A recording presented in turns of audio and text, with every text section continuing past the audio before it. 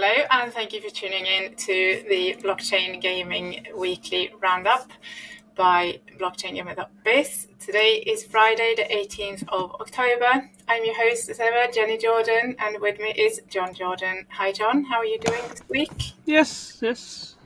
Plenty to talk about, I think. Plenty to talk about, indeed, yes. Let's start with one of the big news, which is obviously that Gunz Games off the grid it actually launched and landed on console was it last week? Last Friday. But this week we have seen the sort of initial big reactions to it, industry reactions, and also what you might say, not within the industry, people reacting in a somewhat cynical way, perhaps, to this is a Web3 game, and it's all been driven by sort of marketing and hype, and it's immediately sort of died down, which is obviously not the case. But yes, so let's start off talking about off the grid a little bit. Okay. Yeah, so as you say, it went live last Friday for PlayStation 5 and for PC via the Epic Games Store. That's gone into early access, so the only mode available is their Battle Royale mode in a 3v3, so 3 players against 3 other players rather than a Battle Royale that's historically been 100 players all against each other. So other modes are going to be coming, apparently. It's actually also available on Xbox Series X, but that's you have to be sort of part of their, what do they call it, the Insider Hub, and it's time. The server's already switched on for certain periods of time.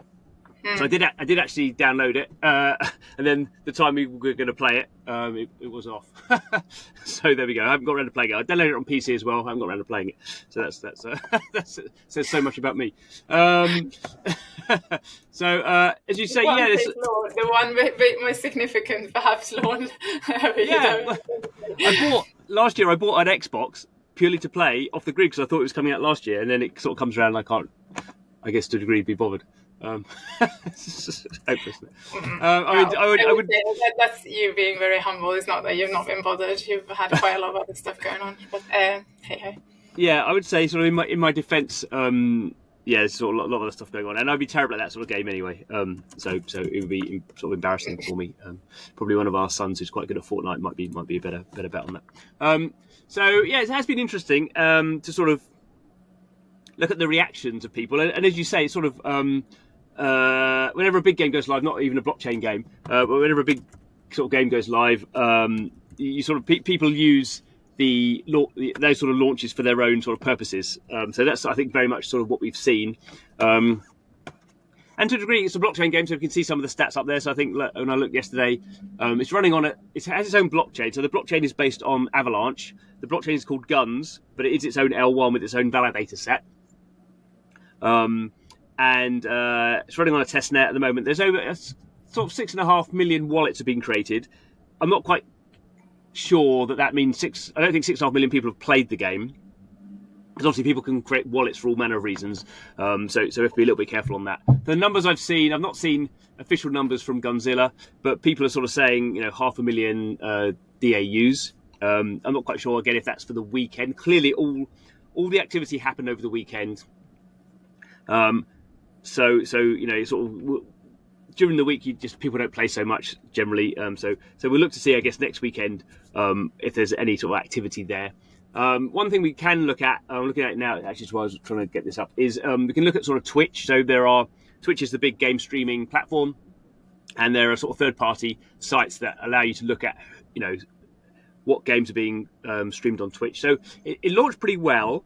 But that was partly because people were estimated they were spending millions of dollars, or at least $1 million a day with some of these big streamers. So Ninja is sort of the biggest sort of named one that people like me who don't know much about Twitch sort of know. But he's a bit old. He's a bit old hat now. So he's sort of the biggest one. And they did like a special skin for him to play, and he was playing with some of the other guys. But they did a whole bunch, like a dozen or so big streamers. And actually, if you look at the stats, Ninja's streams weren't actually very well watched.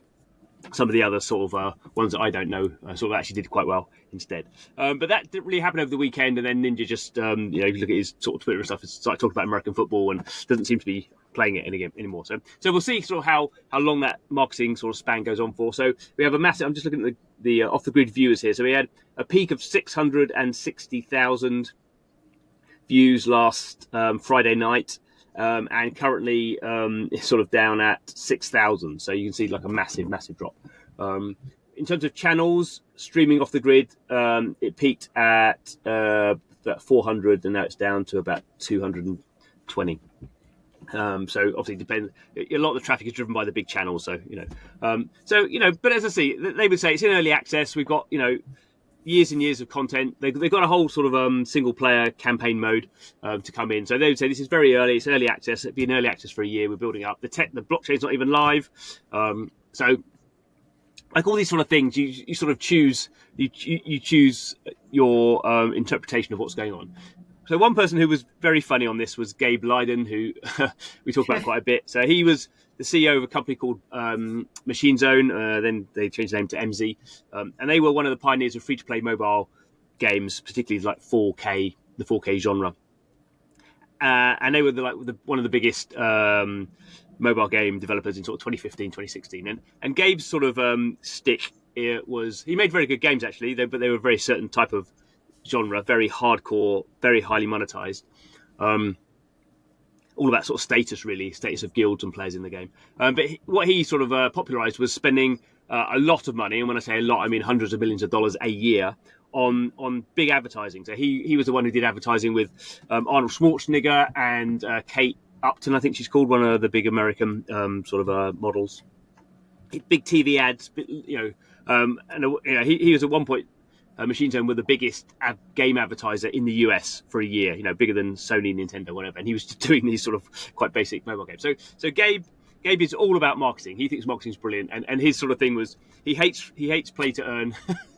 so he was like tweeting out all this stuff like, yeah, it's great that Avalanche and Gunzilla are spending all this money on marketing, and see how powerful it is. And he was sort of got a bit over his skis and was sort of suggesting the token price of Avalanche had gone up by $1 billion because they spent $1 million on advertising, which just all crypto was going up. So I don't know how he was working out specifically that Avalanche was doing that. And also because obviously Gunzilla's running on its own, blockchain, which is sort of part of the Avalanche ecosystem, but it's actually not running on the Avalanche token or anything. So it would make no sense at all logically for the Avalanche price to go up. Anyway, so he got in he sort of loved that. Whereas other people, so Alex from Sky Mavis, the Axie Infinity people, was sort of like, yeah, it's sort of it's a great sort of looking game, but is it Web3 enough? Is it sort of clear that the benefits of Web3 are going to really sort of commit the audience in the long term? And then Piers Kicks, who's one of the guys at Delphi, and they're the biggest validator of the underlying blockchain. He put a big post saying about all the reasons why blockchain was off the grid was really important, and why blockchain was really important for it in the long term. But then he was saying over the next 5 years, which sort of again suggests sort of a bit of a movable feast of what's going on there. So it's much too early to say until the game's sort of properly live. But I think the general lens is that I don't know the answer to yet is, do we view off the grid as a very high end console shooter game, and sort of not worry about the Web3 bit, the blockchain bit, for the next year or so? And basically, they've raised $100 million, so maybe they've spent, I don't know, the game maybe costs like $50 million as a budget, development and all that sort of stuff, something like that. So it's a big chunk of money, and obviously people make those games without blockchain, and they just make money, people spending in-app purchases. I don't think there's a lot of that sort of stuff in at the moment, because it's in early access. I don't know about the monetization on that, but that's one way of looking at it. Is it just a big budget game? Is it successful as a big budget game? Or you can view it as, is it a big budget game with also all this Web3 stuff? So really then we should be looking at on-chain activity, number of wallets, how much are people spending, how much, the guns and the sort of the limbs of these characters are the NFTs. So, are people spending more than they would do if this was a non-blockchain game? So are they sort of spending more because they can see it's an investment and they can sell off these NFTs, and that sort of educational part just takes months and probably years. So I think it's much too early to say, but it's sort of interesting just really to see how people's views on the game are sort of showing their underlying views on some of the things about blockchain games. Well, thanks for that. Now that kind of leads us on nicely to Azra Games, which probably made the biggest headlines this week with announcing they'd raised 42.7 million. I don't know why everybody else rounds that up to 42 million, since when is 0.7 million rounded up to 0 and not 1. Anyway, so we headlined it with 43 million. But that's a side thing. So yeah, for their, I think it goes on. It used to be Legions and Legends, and now it's under sort of working title Project Legends. However, the sort of starting thing there is that blockchain wasn't mentioned really in any of the write-ups, but Azra Games has previously been talking about, well, it's a collectible hero RPG sort of thing, so you will be able to collect the characters as NFTs and such, but they haven't announced anything of the blockchain or which blockchain they're on or anything about the sort of wider economy in that terms. And with this raise, there was no sort of mention of it, apart from obviously that a big investor was A16Z Crypto and some other of the previous investors. So but sort of what was obvious there was that there wasn't really any mention of the blockchain, similarly to sort of how people have been talking about off the grid and kind of, is this a game that's going to launch? Well, it is now. We know that now. It's going to launch without any blockchain features until it's sort of up and working, and the developers sort of gotten a hang of it, I suppose. That's when they will start integrating the blockchain. So, talk a little bit more about. After you've been talking to the what's it called, the CEO, Mark Ostro, haven't you, in the past? So in the past, I will just correct sort of one point. As you say, the press release didn't say anything about blockchain from the CEO Mark, who previously worked at EA and did a lot of high-profile games, and in fact he was the one who tweeted out 42 million. So I think that's where the 42 million comes from. He was the one who didn't round it up. So anyway, but he doesn't mention blockchain at all. He's on. I think, we're making a 4th generation mobile RPG, although it's also going on PC, and he talks a lot about the sort of features of the game, like a console level graphics on mobile and over the shoulder camera. And in the previous game, the last game he made was Star Wars Galaxy of Heroes, which is a squad based RPG where you don't have movement, so your characters, if I was fighting you, I'd have 5 characters, you'd have five characters, and you sort of choose. You can, in fact, just have autoplay, so you can just autoplay it. So this is a very different game from that point of view, in the sense that you have, from the footage they've shown, you have 3 characters but you control them, so you're actually moving them around. And then you can swap them in and out. You can obviously have different. They've shown warrior characters or mage characters with spells and stuff. And so there's that's where the collection bit comes in. But it doesn't look like it's a autoplay game like their previous ones have been. So that he's really focusing on that side of it. And the mention of blockchain actually came from the 2 investor quotes. So the lead investor this time was actually Pantera, who are a big crypto only investor. Hadn't invested in Azra before. So they probably stuck in like 20 million or something like that, I would think. And then the other investors were A16Z Crypto. Obviously, they're crypto. They spoke about blockchain in a slightly odd sort of phrasing. A16 Games, which is A16, which is obviously a games fund, which isn't a pure crypto fund, but does invest in some cryptos. And then NFX, who are again a sort of a well-known investor who previously invested in Azra, actually, but invest in not so much blockchain, but some blockchain stuff. So, it's a big chunk of money. As they say, it's like one of the biggest Series A's for a games company. It is actually the biggest funding round for a blockchain game this year. So previously, Parallel announced 35 million. So this is also quite a big, quite a chunk bigger than that. Takes total funding to almost 70 million. So it's a big chunk of money. One of the interesting for the quarters. No, sorry, say again. 70 million over 2024. Say again, sorry.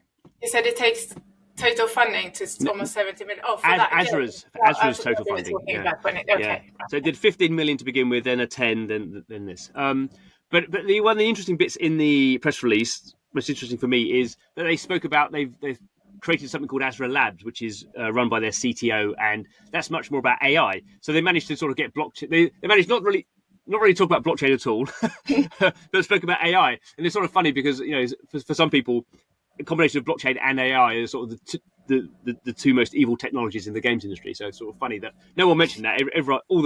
All the games sort of coverage was all about this massive sort of big funding round, which is fine. But they spoke about they're going to industrialize the process of RPG game development, and which is funny because AI doesn't industrialize it. It's sort of does the opposite of industrializing it. It's sort of proceduralizes it. Industrialization to me seems like you get lots of people doing lots of little artwork, and obviously they're replacing it all with Gen AI, which is the exact opposite. Anyway, that's more my sort of hobby horse.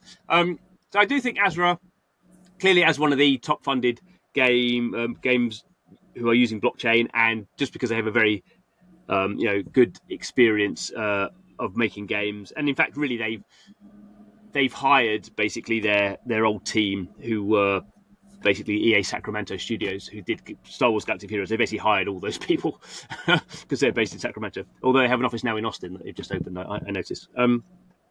So it will be a much anticipated game. As you say, there's not been a lot of clarity about blockchain. So they have an NFT collection called the Hopeful, which has been out for a couple of years on Ethereum. It's just a PFP collection. We sort of assume that when the game goes live, those people who own those may have NFT, may have early access, but they've really not mentioned how they're going to deploy. I mean, I've had a sort of an email conversation with the PR, but there's nothing sort of definite. But it seems like they could launch the game without blockchain and then add that in as it comes. Although on Twitter they have been recently teasing a sort of point system. So lots of people do this sort of play to airdrops type thing. Not that it would necessarily be a play to airdrop for them, but I think generally what we're seeing now is even with like off the grid, you're seeing these big American or these big sort of Western companies. They're not leaning into crypto in a way that like a Sky Mavis would do, or Asian companies in particular. They're being much more about the game. The blockchain bit will come when we're ready, and I think that's partly because blockchain is obviously hard, and partly because they don't want to lose mass audience by promoting overly that this is a blockchain game, because they know a bunch of people who would otherwise play it are not going to play it. So I think it is a difficult balancing act. I think for from a PR point of view, which is why they don't go crypto games company Azra Games is blah blah blah. So I think the other thing is they sort of hope, and maybe as we all hope, that over the next year or so, some of these education will, people will be more educated, and I think we have seen, people who hate crypto, but most people will now just, it's a bit irrelevant. So maybe some of the stigma, I think, over time goes away as well. So, yeah. Maybe we should start a poll. Which chain do you think Azra Games are going to deploy to? Maybe it'll be Avalanche. So anyway, talking about Avalanche, where Off the Grid is on Avalanche, like you said. Well, their Gunz chain is built on Avalanche. Yeah. Now, Faraway Games, the US developer, is also building their own infrastructure, their own blockchain. So they're not called subnet anymore, I think. No. Its own blockchain on top of Avalanche, which is called FCHAIN, on which it will deploy its games. You took us through their games. You played all of them, haven't you? Serum City, Mini Royal Nations. Yes. So I think Mini Royale Nations was their first game. It actually launched late 2021, I think. So it's a browser-based, Solana, though, wasn't it? Yeah, browser-based shooter on Solana. I've not played it for probably over a year. I don't think they're going to move that. I mean, obviously they could do, but they don't mention it in the press releases. I think that's a sort of a legacy game now. It was, at the time it was pretty good. I played it quite a lot. I've still got quite a lot of the NFTs. But it was a browser-based sort of blocky sort of shooter. So I think there's only so much you can do with that sort of stuff. So their other games. So they bought this a first-person shooter PC game called Shatterline, which is just a standard Web 2 game, which they're going to be adding NFTs into. So that's available on Steam and I think Epic at the moment, but certainly Steam. So there's that one that they're sort of blockchainizing. They have this game called Serum City, which I think is still in early access and may still be closed unless you have certain NFTs. But I've been playing that probably for over a year now. So that's a city building sort of PvP game built in the Bored Apes universe. Then from Bored Apes, they bought 2 NFT IPs, so Heavy Metal, these little robot characters, and Legends of the Mara. Now, both of those actually have games attached to them. But equally, they bought those NFT collections to use those NFTs to populate it in some of their other games. So Shatterline would be one example. They've got another game that I'm not sure if they bought it or they're sort of publishing it, which is called Villains, which is actually out on mobile at the moment, I think from a South Korean or Japanese developer. I think South Korean. It's actually quite a nice sort of vehicle-based battle royale game. I mean, it's nicely done. It's not. I don't think it's particularly compelling. So it's not. If you were going to play a battle royale game and it was the only one, it's okay. But because there's lots of battle royale games out there, I don't know why you'd play this one at the moment. So they're going to try and do NFTs in that and boost that as well. Then also they have their own creator platform. So this is sort of quite an interesting technology where it sort of links together the blockchain stuff, but also you can sort of create stickers and NFTs go in there, and that's integrated with Dookie Dash Unclogged, the mobile game, which they've made for Yuga Labs. But it's not. It's Yuga Labs Games and Faraway is just sort of the development partner of that. So sort of quite a lot of moving parts. So it sort of makes sense. Everyone's doing it. Everyone's creating their own sort of blockchain. You have Treasure Chain. You have Block Lords with their own chain. I mean, there's just so many. Topia got their own chain. I mean, obviously Ronin got their own chain. Blah blah. So Pirate Nation. Yeah, that's what I was thinking of. I knew there was another one. Pirate Nation has got its own chains as well. So 2 chains. Again, two chains. Yeah. So it's just these one that's partly to do with it's very easy now with things like Arbitrum and Optimism to build your own blockchain and roll it back to Ethereum. Use the security on that. In this case, Faraway has chosen Avalanche, which I think is a bit more complicated to do. But basically, now with Avalanche, you create your own validator set, and it can be more part of Avalanche or less part of Avalanche, depending on how you do that. But actually, I was looking at Avalanche the other day, and as you say, Off the Grid have their Gunz chain, but also DeFi Kingdoms, which I sort of forgotten, they have their own Avalanche chain. And I forget the other ones now, but there were like 3 or 4 different sort of game projects that were running their own. Shrapnel was the other big one, obviously. So there is a sort of Avalanche, is a sort of growing ecosystem from that point of view. I mean, I guess all ecosystems are great at the moment because everyone's sort of choosing what chains to go on. So, but Faraway are a company who've done. They raised a reasonable chunk. I wouldn't be surprised if they announce a new funding round fairly soon because I think they raised in 2022, and clearly they have been doing well. I mean, I wouldn't say any of their games are sort of knockout hits or any of their NFT collections are booming, but they're clearly, they're very close to Yuga, one of the biggest NFT collections. They're putting out a lot of stuff. They're trying. They're doing their own chain. So obviously they'll do even if they're not funding the company with equity, they'll probably do a token raise. And you kind of think even in this market, they would be sort of a top 10 sort of developer. I would think that people would be prepared to invest in. Good. Right, so you have had a good interview this week with Jeff Zirlin from Sky Mavis, co-founder of Sky Mavis, and currently sort of the one of the front faces of Axie and the whole sort of Ronin ecosystem. Talk us through a little bit what your takeaways were from that interview. Yeah, always good to talk to Jeff. So 3rd time on the show. And the things that obviously we talked sort of generally about stuff like Axie Pals. There's sort of like a sort of a Tamagotchi type fidget toy that they're doing that may have AI in it and may sort of, sort of quite a nice way of breaking your Axie NFTs out of the game and just have them on your desktop. That's pretty experimental. And the sort of my general theme there was how Ronin as a blockchain has moved really in the last year. From being something that was just had Axie, like Axie Infinity or Axie Origins or Axie Homeland. It was Sky Mavis's chain, and that really changed with Pixels, which launched last November, becoming the most popular blockchain game in terms of daily activity. I think pretty successful as a product. Again, very experimental. Lots of stuff they're changing, and then off the back of that, we started to see more and more games announcing that they were going on Ronin. So Ronin is a permission chain. You can't just launch on it. You have to get Sky Mavis's approval. And they've launched. I think was it March that they announced? I can't remember how many years ago.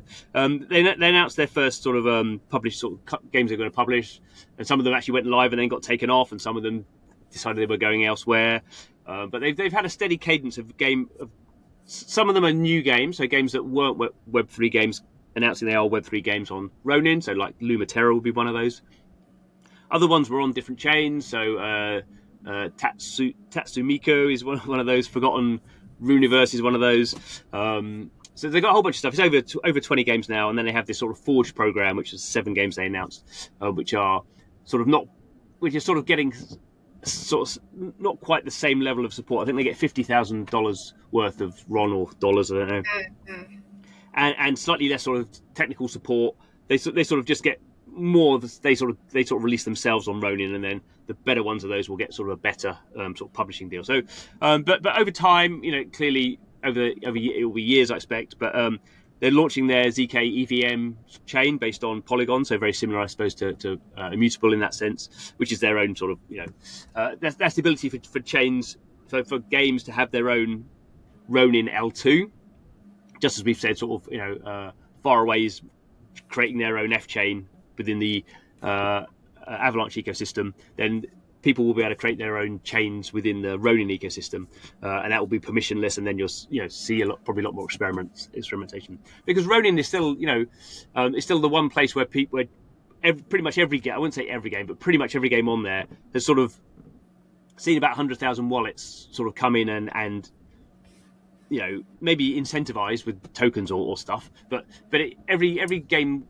that goes there at least gets people playing it, and it seems to get a chance, whereas other games on other chains sort of can be a little bit lost. So partly I think that's because obviously lots of people on Ronin because of Axie Infinity and Pixels, but lots of people have wallets. Lots of people are, I think, prepared to try stuff out. Obviously there's loads of bots like there are everywhere, but I think Ronin is sort of it has been the one place in 2024 where we've seen not mass adoption. We want to. And he wants to see, Jeff wants to see millions of people playing these games. But I think you can sort of see, it wouldn't be surprised if this time next year you go, some of these games that are on Ronin now, maybe not as big as Pixels, but you see those as sort of large scale sort of successes. And so sort of, Ronin is ahead, I think, of everyone else by probably a year or so. But the bits I found interesting were a bit more sort of economically technical, I suppose. So the Axie Infinity treasury is now, he says, generating $300,000 worth, I guess, of AXS token a month. So it's profitable. And that's because people are upgrading their Axies. So Axie NFTs are now dynamic. You earn AXP points, and then you can level up your Axies. That makes them more powerful in the games. And also, one of the things I was interested in is they've basically, Axie Infinity now has about 80,000 daily active unique wallets, up from about 15,000 at the start of 2024. But that's happened because they've started giving away more tokens. So, my sort of, not my, so I was interested in, were people just getting these tokens and then just selling them? Because obviously that's bad for sort of overall price. But Jeff was saying that 70% of people who got those sort of reward tokens either stake them, because actually you can get quite high returns on that, depending on where you stake them, or they were just hodling them, so keeping them. And only 30% were selling them onto the market. So from his point of view, they could, they could give away quite a lot of tokens because only 30% of what they were giving away was being sold. So there was much less downward pressure on token price than you might see from the outside. So those are the broad sort of trend and a few sort of interesting takeaways.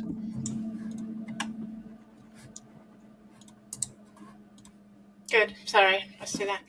Right, let's move on to our Dragginz. Dragginz is an interesting project, fully on-chain, eventually, not yet, which is created by the former Neopets team, Donna and Adam Powell, I think they're called. And they've sort of been publicly building now for about a year. This sort of open world adventure MMORPG called Dragginz. And we actually did an interview with them exactly a year ago.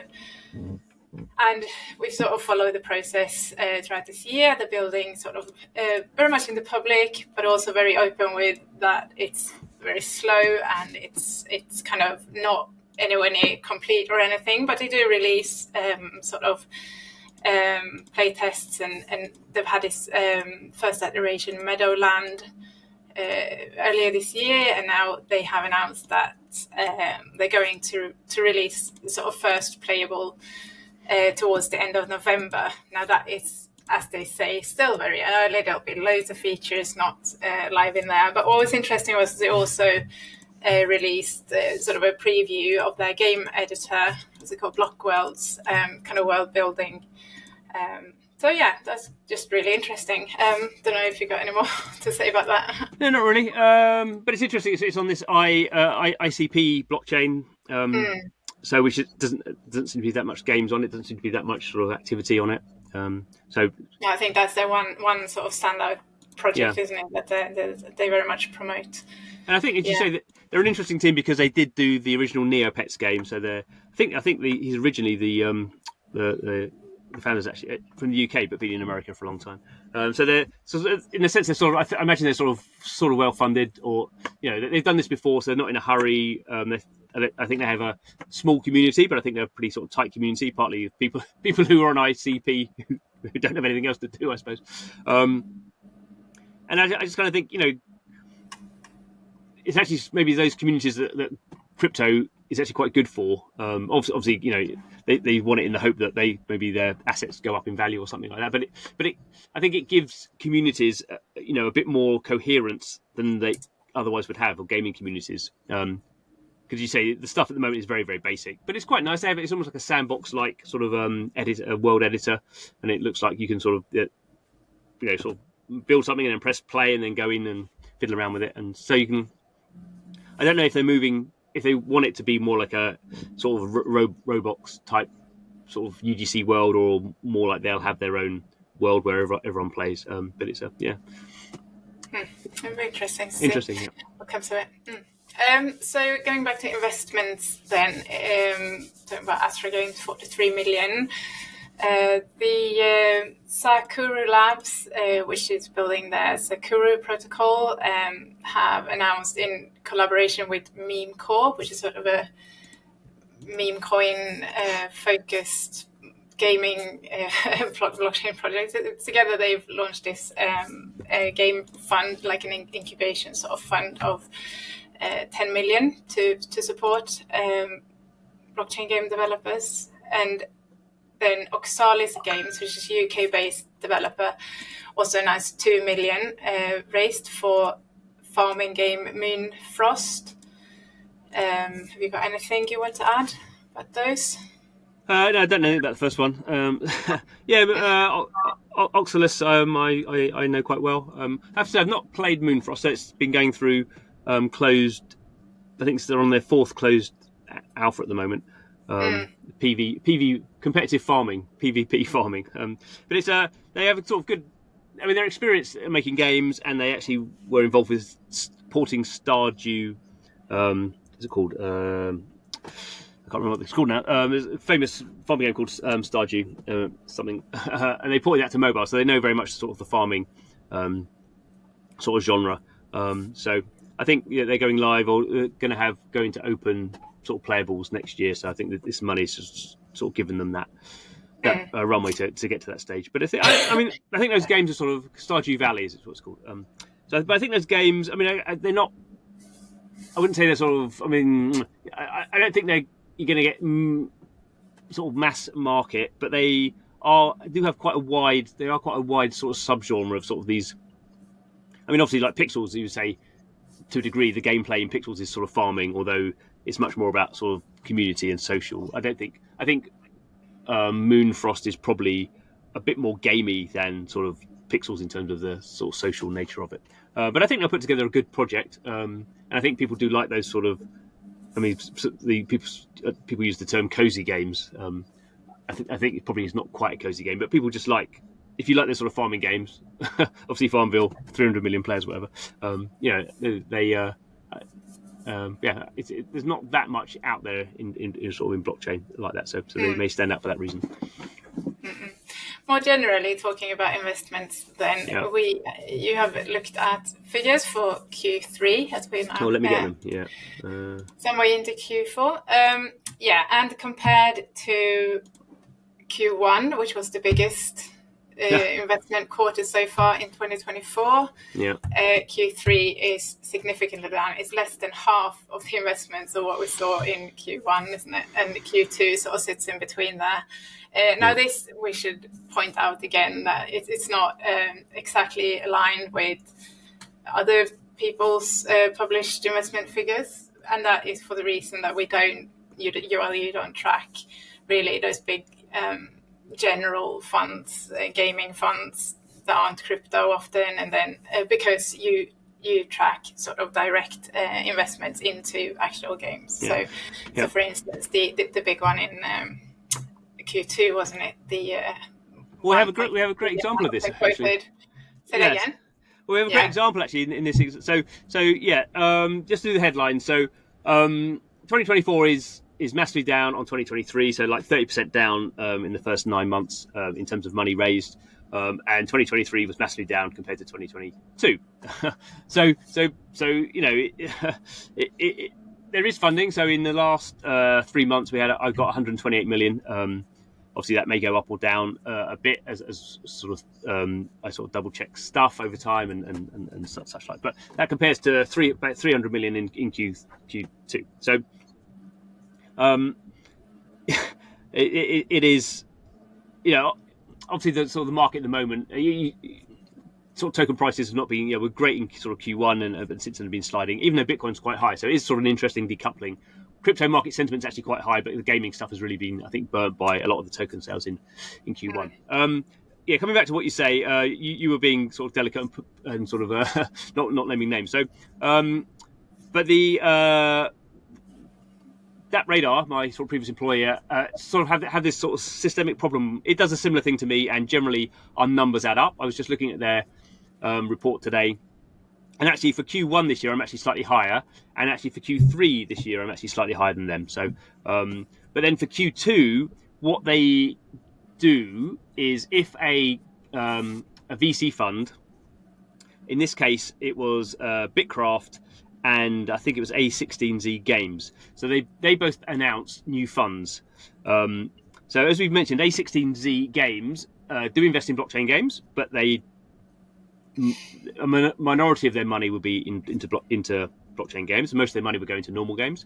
And same thing with Bitcraft. Bitcraft has in the past had a crypto fund that obviously invested in crypto games, because Bitcraft just invests in games. But its new fund, nominally they quoted $270 million. It is just a general fund from Bitcraft, so the majority of that will not go into blockchain games. And we've seen Bitcraft, as with everyone else, investing in a lot fewer blockchain games than it did in 2022, 2023. And the games it invests now, actually, blockchain games are much more sort of fully on chain sort of games. That's really where it's going. But as an example of why I don't do this, we don't know how much of that money is going to go into blockchain games, so we can't, obviously we should be adding it into a blockchain game investment column. The other thing is, for that Radar, and maybe not just that Radar, but I picked them because I know this is how they've done it, and I've had words with them about it, but they still do it. They've added $600 million from A16Z Games. They put that into their blockchain gaming column for Q2 this year. But we know that A16Z Games have also just invested in Azra Games. So say they put $10 million into Azra Games, but we've already counted their $600 million,